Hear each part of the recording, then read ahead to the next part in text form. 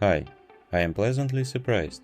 Bugatti has unveiled the Destrier, the latest one-of-a-kind project from its Solitaire division, based on the Bolide truck car.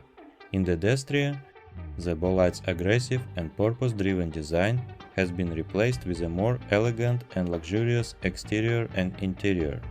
It is powered by the same 1578 Silni 4-turbo W16 engine as the Bolide, which transmits power to all four wheels via a 7-speed dual-clutch automatic transmission. Thanks for watching, friends.